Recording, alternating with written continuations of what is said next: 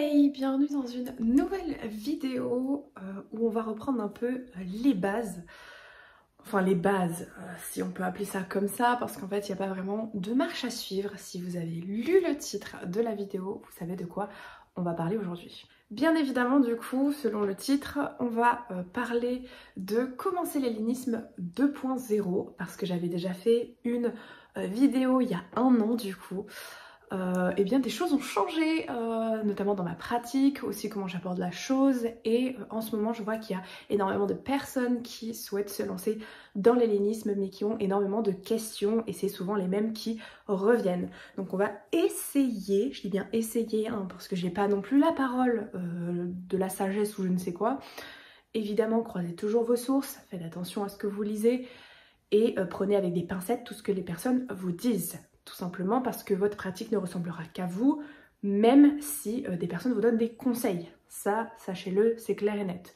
Et aussi, ne vous laissez pas influencer par des personnes qui vous diront « Non, t'as pas le droit de faire ça » ou « T'as pas le droit de faire ci ». Ça, encore une fois, ça dépend des croyances des personnes, de la manière dont elles se positionnent par rapport à la religion. Enfin bref, voilà, normalement, personne n'a le droit de vous dire comment vivre ta religion.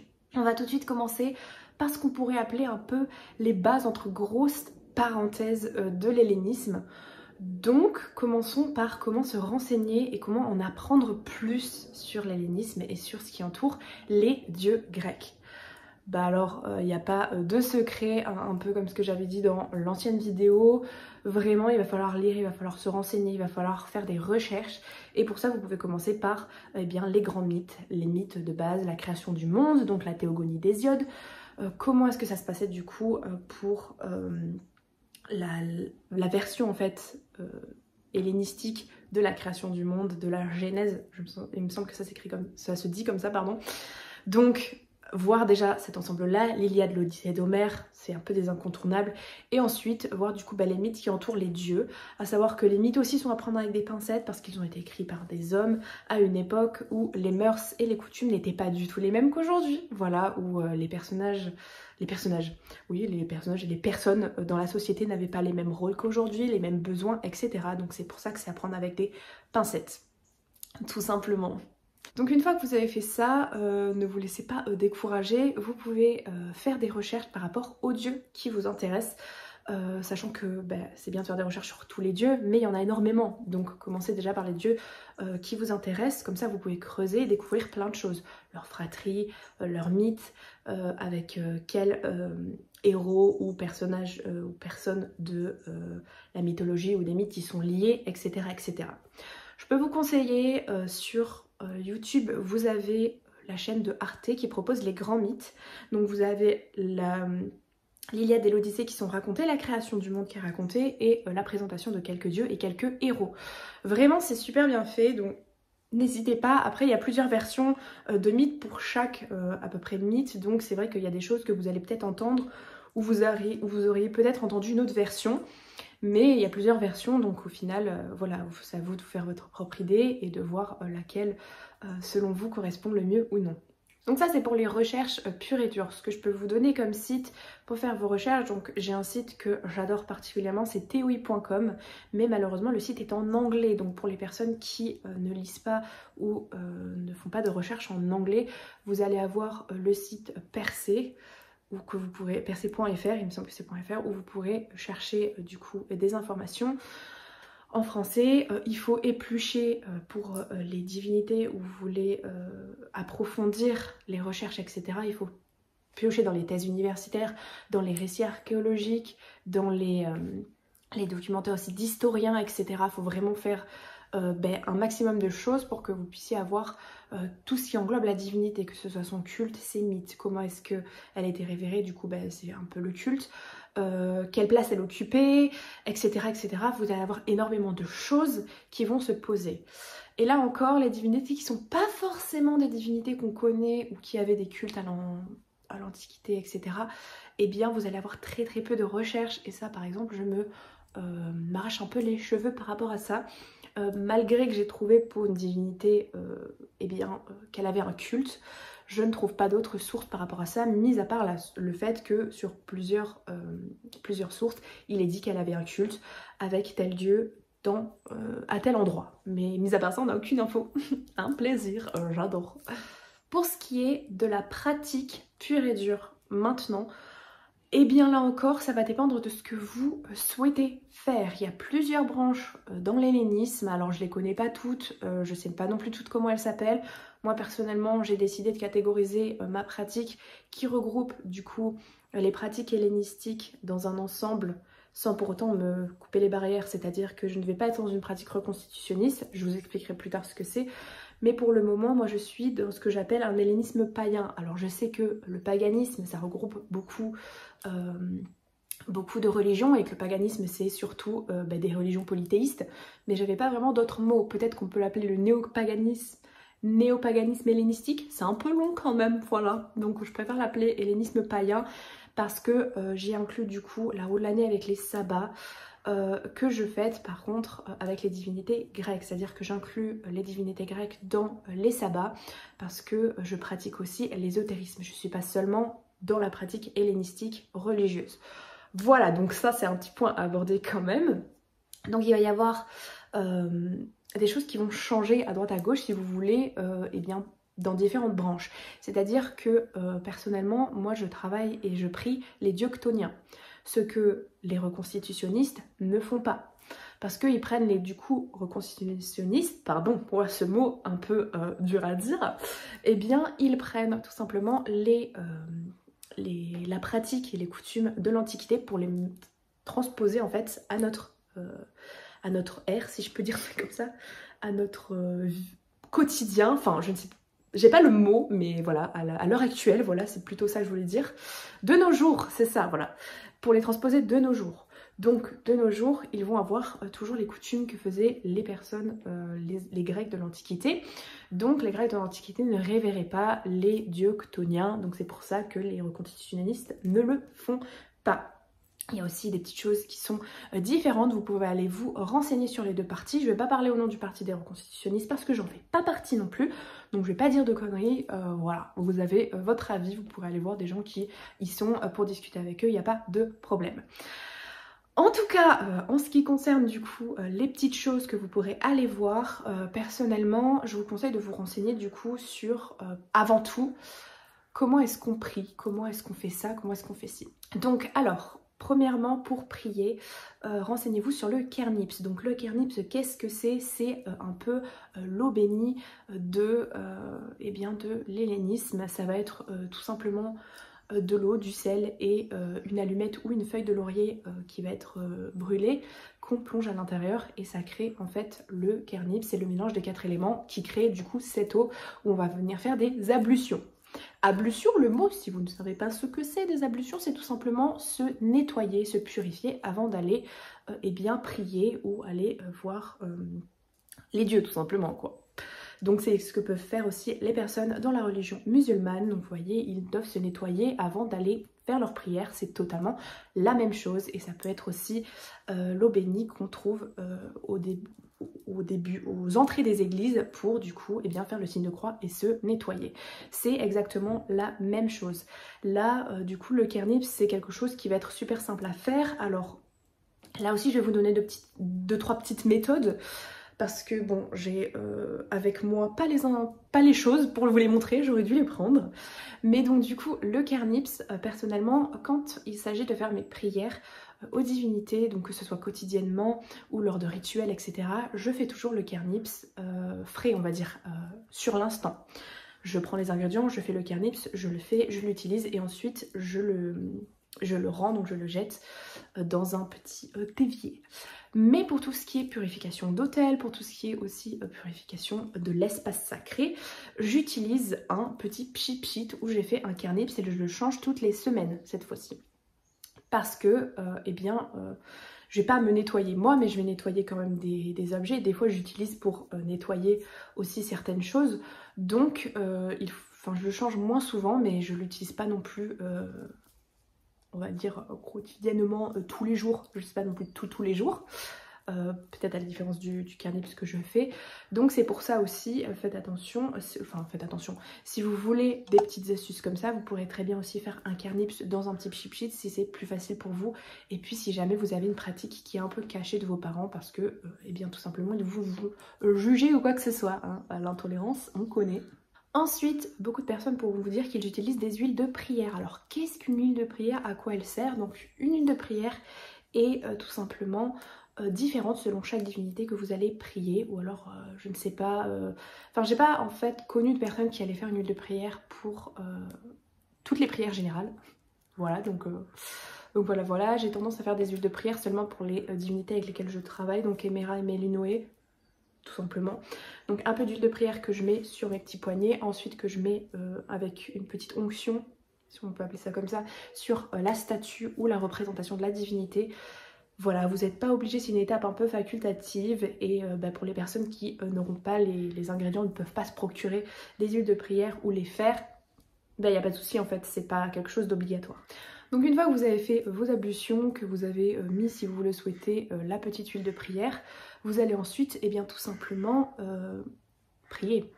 Voilà, donc pour prier, il faut des offrandes. Les offrandes ou les libations. Les offrandes, du coup, peuvent être des offrandes qu'on appelle un petit peu générales aux divinités grecques. Donc qu'est-ce qui est général? L'huile d'olive, déjà, c'est général. Ça peut être le miel, le lait. Il peut y avoir aussi des biscuits à la semoule, au miel aussi. Enfin, c'est vraiment du vin aussi. Le vin, c'est vraiment une offrande générale. Où là vous pourrez vous dire, vous cherchez pas à droite à gauche, vous creusez pas la tête en fait à aller chercher les correspondances ou quoi. Si vous voulez prier une divinité que vous n'avez pas l'habitude de prier mais que vous connaissez pas les correspondances, une offrande générale ça fait toujours le taf. Sachez aussi que si vous êtes genre par exemple mineur et que vous n'avez pas l'occasion d'aller acheter quelque chose, l'eau est aussi sacrée puisque l'eau c'est quand même quelque chose qui fait vivre les gens, hein, voilà, ne l'oublions pas.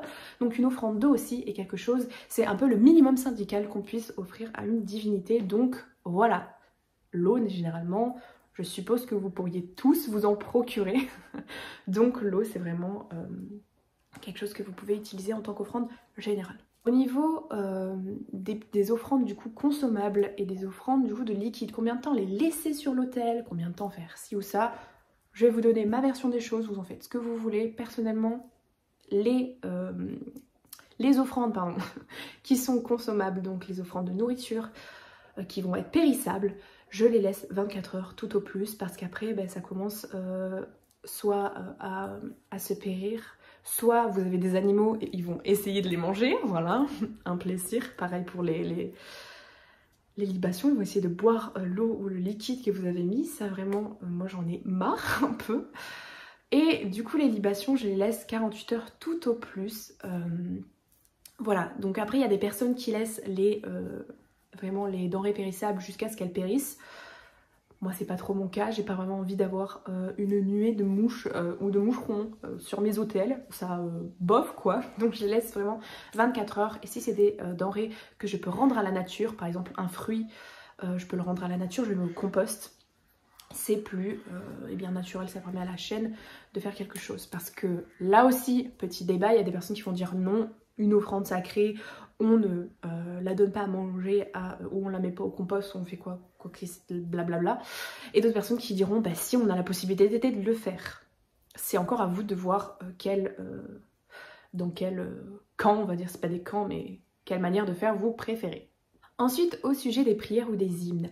Alors les prières sont différentes des hymnes. Les hymnes, ils ont été écrits dans l'Antiquité, voilà, vous pouvez les trouver, les traductions des hymnes sur internet, c'est très facile, hein. Hymne orphique ou homérique, vous prenez ceux qui résonnent avec vous, mais vous pouvez les trouver sur internet. Donc vraiment, je vous dirais, bon ça dépend, achetez pas les livres du coup avec les hymnes à l'intérieur puisque vous les avez tout frais payés sur internet. Il suffit que soit vous les imprimez, soit vous les recopiez, soit vous les screenez, enfin peu importe, vous choisissez ce que vous voulez, mais en tout cas voilà. J'ai envie de dire, ça fait quand même des sous aux maisons d'édition, etc. Mais bon, si jamais vous n'avez pas de budget encore une fois, eh bien préférez l'option sur internet. Les hymnes dans l'Antiquité étaient chantés, donc ils peuvent être accompagnés de musique. Si jamais vous avez un peu la fibre musicale, vous pouvez très bien les chanter, hein. C'est tout à votre honneur, et d'ailleurs, eh bien c'est comme ça que c'était fait, donc au final vous n'êtes pas dans le tort. Même si vous savez pas chanter, ou que vous considérez que vous chantez faux, on s'en fout, hein. Les dieux ils vont pas vous juger de là-haut, ils vont pas dire « Oh mon Dieu, elle a fait une octave qui était pas très bien là, je suis pas... » Non, il n'y a pas de jugement, quoi que ce soit. Déjà, vous chantez à cœur ouvert, c'est quelque chose de magnifique. Et il faut toujours faire des prières ou des hymnes avec les réciter avec le cœur. Donc c'est la base en fait de toute religion, c'est l'ouverture de la foi du cœur. Donc ne vous en faites pas, si vous ne chantez pas bien, ce n'est pas grave, hein, personne ne va vous juger. La prière, du coup, à la différence, eh bien la prière c'est quelque chose qui va être récité. Et dans une prière, vous pourrez demander quelque chose. Autant un hymne révère, et vous pouvez aussi demander quelque chose dans un hymne, mais un hymne révère avant tout la divinité, alors qu'une prière, vous pouvez eh bien, demander quelque chose de plus précis à la dite divinité. Toujours en échange d'une offrande, c'est le minimum. Autant les hymnes que les prières, vous pouvez les écrire vous-même, rien ne vous en empêche, et d'ailleurs c'est quelque chose qui, comment dire, permet de créer un lien beaucoup plus, comment dire, pas rapide, mais beaucoup plus solide avec la divinité, parce que certains hymnes ont été écrits à l'Antiquité, donc moi je me dis, certains hymnes je les ai bien changés quoi. Voilà, c'est pas que, mais je les ai changés, j'en ai fait moi-même, donc voilà, vous pouvez totalement les faire vous-même. Vous pouvez trouver des structures aussi de prière ou d'hymnes, si jamais ça vous intéresse que je vous donne un petit peu les structures à faire, n'hésitez pas à le dire en commentaire, je pourrais vous donner ça dans une vidéo, vous expliquer comment faire du coup des hymnes ou des prières, ça pourrait être intéressant pour vous. Donc on est toujours dans le cadre de comment prier après avoir fait sa petite prière. Et bien tout simplement, vous allez remercier la divinité, peut-être prendre un moment pour prier, peut-être à l'intérieur de vous ou que sais-je, puisque ça c'est propre à chacun encore une fois, et ensuite vous allez remercier la divinité et finir tout simplement la prière ou la chose.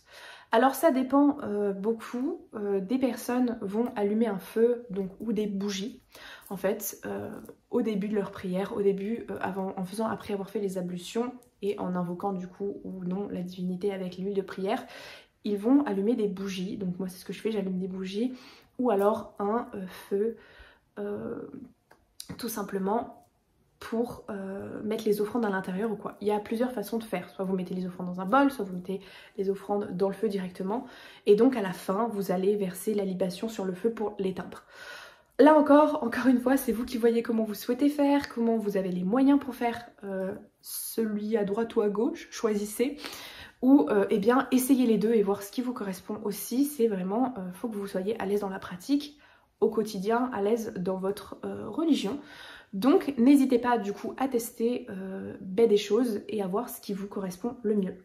Pareil aussi, si jamais vous souhaitez avoir du coup faire un petit feu, préférez de l'alcool à brûler qui ne va pas faire de fumée extraordinaire dans toute la maison, déclencher les alarmes incendie et alerter tout le monde. Voilà, c'est quand même mieux de l'alcool à brûler qui ne fait pas de fumée. C'est aussi une petite astuce. Et bien une fois que vous avez fait, que vous avez fini tout ça, que vous avez éteint les bougies, etc., et bien vous avez fini votre prière. Donc là vous êtes libre de faire bien ce que vous voulez. Après certaines personnes vont faire des rituels avec les divinités et là il va y avoir des petites choses qui vont changer. Là encore les rituels on peut pas le savoir puisque c'est personnel à chaque pratiquant. Donc il y a peut-être des manières à suivre ou non, ça j'en sais rien parce que personnellement moi mes rituels ils sont personnels à moi et je mets l'ésotérisme à l'intérieur. Donc c'est, il peut y avoir des rituels hellénistiques, mais dans tous les cas, vous en faites pas. Maintenant, venons à la question de Hestia. Ça, c'est une question qui est revenue plus souvent. Enfin, souvent. C'est une question que je vois aussi passer, en fait. C'est Hestia, doit-on, à chaque fois qu'on fait une prière ou à chaque fois qu'on fait quelque chose, l'honorer en premier et l'honorer en dernier? Parce que Hestia, la première et la dernière, je vous avais expliqué ça dans une vidéo. Eh bien, ça dépend encore de vous. Personnellement, quand je prie mes divinités matrones, je n'invoque pas Hestia au début ou à la fin. Je l'invoque seulement quand je fais une prière à une divinité que j'ai pas l'habitude de prier, donc les autres divinités, en fait, lors de cérémonies, de célébrations et de fêtes, ou quand j'ai un rituel à accomplir. Mais sinon, quand c'est une prière de moi à mes divinités patronnes, je n'invoque pas Hestia à l'intérieur parce que pour moi c'est quelque chose un peu de privé de... Même si elle est le foyer et que le foyer était quelque chose de très important au cœur de l'Antiquité pour les Grecs antiques, eh bien à l'heure actuelle on peut mettre un petit peu de changement en fait par rapport à ça. Et donc vous choisissez ou non de solliciter Hestia, de vénérer Hestia à chaque fois que vous voulez prier ou non, c'est vous qui voyez. Venons-en du coup aux célébrations, aux fêtes, et ben, qu'est-ce qu'on fait dans l'hellénisme en fait? Quelles sont les choses à suivre? À suivre, entre grosses parenthèses encore une fois. Alors, il y a une multitude de choses. Comment dire que toutes les faire, c'est un peu la galère, hein. Je vais pas vous mentir, parce qu'il y a énormément de fêtes, de célébrations. Voilà, déjà vous pouvez ou non suivre le calendrier attique. Alors qu'est-ce que c'est? Le calendrier attique est un calendrier qui était bien différent pour chaque cité-état. Donc c'était déjà un petit peu le bazar parce que chaque cité-état avait une divinité de la cité et avait du coup des jours qui changeaient et des célébrations qui changeaient selon le calendrier. La plupart du temps, les personnes utilisent le calendrier attique athénien puisque bah, c'est celui qui était un peu général à tout. Voilà. Le calendrier attique est un calendrier, je sais plus comment on appelle ça, solinulaire, ouais. Ouais, j'ai totalement perdu le nom, mais c'est un calendrier lunaire, c'est-à-dire qu'il va suivre les phases de la lune. Un mois dans le calendrier attique va s'écouler d'une pleine lune à d'une nouvelle lune à une autre nouvelle lune. Donc ça va être vraiment beaucoup moins qu'un calendrier basique qu'on a nous, d'un mois qui fait 31 jours. C'est pour ça que vous avez des calendriers que vous pouvez trouver sur internet où les personnes les ont fait, en superposant du coup notre calendrier à nous par rapport au calendrier attique. C'est vraiment très pratique parce que sinon vous allez vous perdre tout simplement.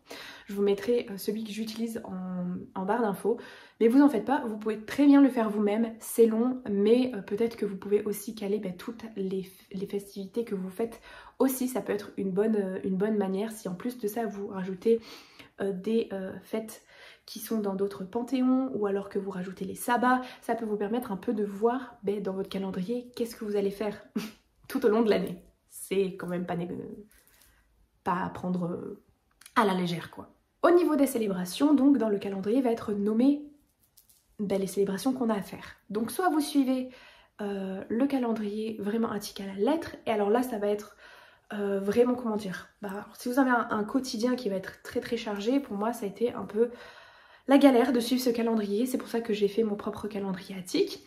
Mais vous avez du coup à chaque nouvelle lune, les Nouménias, donc qui sont la célébration en fait de tous les dieux, l'arrivée du nouveau mois donc qui se dessine, qui se profile, donc on va révérer tous les dieux et ensuite presque tous les jours du mois du calendrier attique, on va révérer un dieu différent. C'est pour ça qu'au quotidien vous allez prier un dieu chaque jour différent. C'est compliqué si vous avez une vie de famille, si vous avez des enfants, si vous avez un boulot qui vous prend beaucoup de temps, si vous ne pouvez pas vous permettre de prier, ne culpabilisez pas, c'est encore une fois facultatif à votre pratique, c'est vous qui choisissez de le faire ou non. Et vous pouvez très bien changer le calendrier attique comme il vous plaît avec vos propres célébrations. Par exemple, pour moi personnellement, toutes les semaines, je vais révérer une divinité par semaine. Sur mon hôtel général. J'y reviendrai après, la vidéo risque d'être longue du coup, mais j'en reviendrai après. Donc je révère une divinité par semaine, parce que sinon je ne peux pas, avec les obligations que j'ai, le travail que j'ai, etc., je ne peux pas me permettre de prier tous les jours une divinité différente. Et je trouve que pour moi ça marche plutôt bien, puisque j'ai aussi travaillé avec les divinités matrones, qui prend aussi beaucoup de temps. Donc voilà, il faut que vous testiez, que vous fassiez à votre rythme et ne vous découragez pas si vous n'arrivez pas à le faire, c'est normal, ou alors c'est parce que votre quotidien, votre vie ne vous permet pas de faire ça et c'est totalement normal. Hein. Les dieux ils vont pas vous en vouloir parce que vous n'avez pas prié à telle heure de tel moment, etc. Non, vous en faites pas, il n'y a pas de pression à avoir. Déjà, il ne faut pas que ça devienne quelque chose d'anxiogène dans votre quotidien, c'est clairement pas bon. Donc ça c'est la structure sur le calendrier attique de mois par mois en fait, de chaque nouvelle lune à chaque nouvelle lune. Mais il y a aussi les célébrations qu'il peut y avoir des fêtes donc à certaines dates de certains mois qui vont changer. Par exemple les aphrodisies en l'honneur de Aphrodite. Il peut y avoir aussi les thesmophories en l'honneur de Perséphone et Déméter. Et bien ces fêtes-là vont être des fêtes qui vont se dérouler pendant un ou plusieurs jours, mais seulement pendant un temps donné en fait. Ça va pas être tous les mois ces cérémonies-là. Donc voilà, c'est à vous aussi de voir si vous voulez fêter telle cérémonie, telle fête, telle célébration, blablabla, vous choisissez. Sachant que personnellement, du coup, ce que je fais maintenant, c'est que je crée, du coup, je vous l'avais dit dans d'autres vidéos, mes propres célébrations, mes propres fêtes pour les divinités qui n'en ont pas. Parce que, comme je vénère et prie les divinités chthoniennes, pour moi, il était essentiel de faire des fêtes et des célébrations par rapport aux divinités chthoniennes. Voilà, parce qu'elles n'en ont pas du coup. À l'Antiquité, elles n'étaient pas priées, donc elles n'en avaient pas.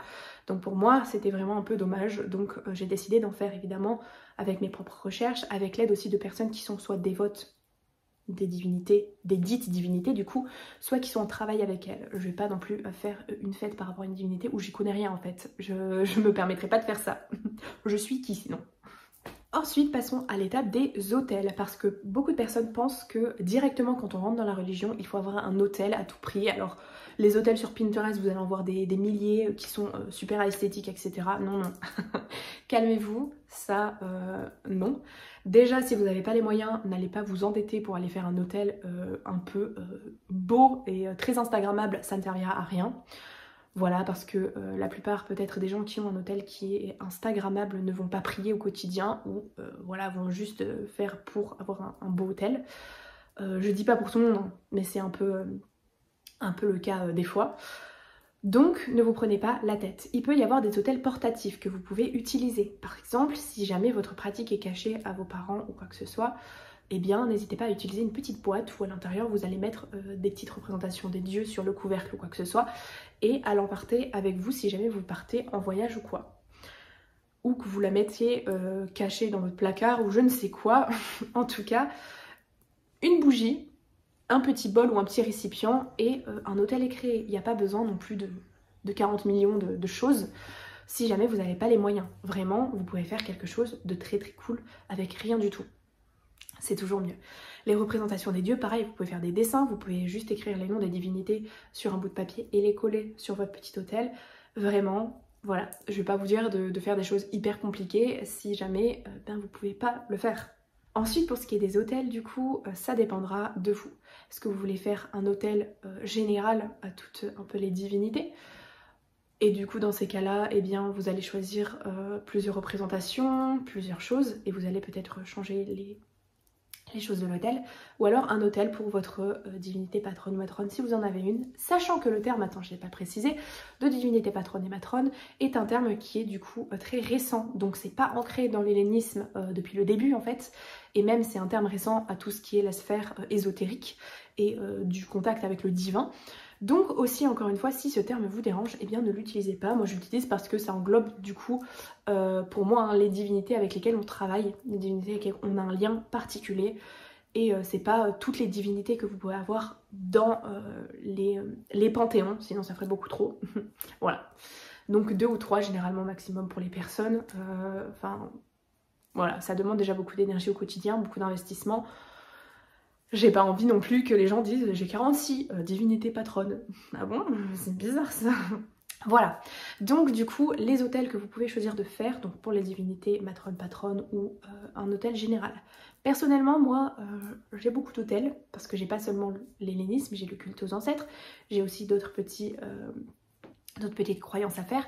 Mon hôtel général du coup est l'hôtel, eh bien tout simplement pour toutes les divinités. Et là, j'ai un système bien précis que je vais vous expliquer. Je vous partage ça parce que je l'ai partagé à des amis, ils m'ont dit que ça leur plaisait énormément la façon. Donc je vous le partage, vous n'êtes pas du tout obligé de faire pareil. Hein. Comme toujours, je vous donne, vous prenez pas, ça m'est égal, je vous donne quand même l'astuce. Voilà. Mon hôtel du coup général en fait est consacré à chaque début de semaine et déconsacré à chaque fin de semaine.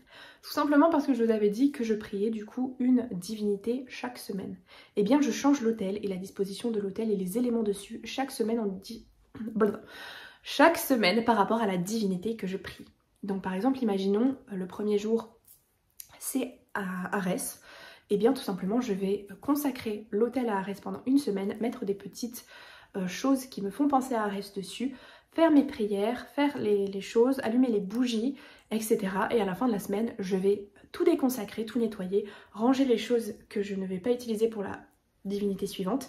Et imaginons la divinité suivante est Poséidon. Je vais donc reconsacrer l'hôtel avec toutes les petites choses qui sont pour Poséidon et continuer ainsi de suite pendant toutes les semaines, faire quelque chose comme ça. Ça permet du coup d'avoir un hôtel qui est général mais quand même qui appartient aux divinités sans pour autant qu'elles se marchent dessus et qu'on ait 46 divinités à prier en même temps. Voilà, moi ça c'est mon organisation, c'est comme ça que je me repère avec toutes les divinités. Et bien vous pouvez soit faire pareil, soit vous décidez de faire autrement, c'est comme vous voulez. Voilà, en ce qui concerne comment est-ce qu'on peut savoir quelle divinité est proche de nous ou quoi que ce soit, déjà... Voilà, faites très attention aux signes que vous voyez, aux choses comme ça, parce que ça encore, ça peut être vraiment très mal interprété par les personnes. C'est avant tout un ressenti. Imaginons que vous voyez une plume sur le sol un jour, vous allez vous dire « Oh mon Dieu, je sais, c'est tel Dieu qui me parle ». Non, c'est juste une plume. Voilà, il y a un pigeon qui est passé par là, il a fait tomber sa plume, quoi. C'est tout. Ça arrive à tout le monde, à tous les oiseaux du coup, du moins.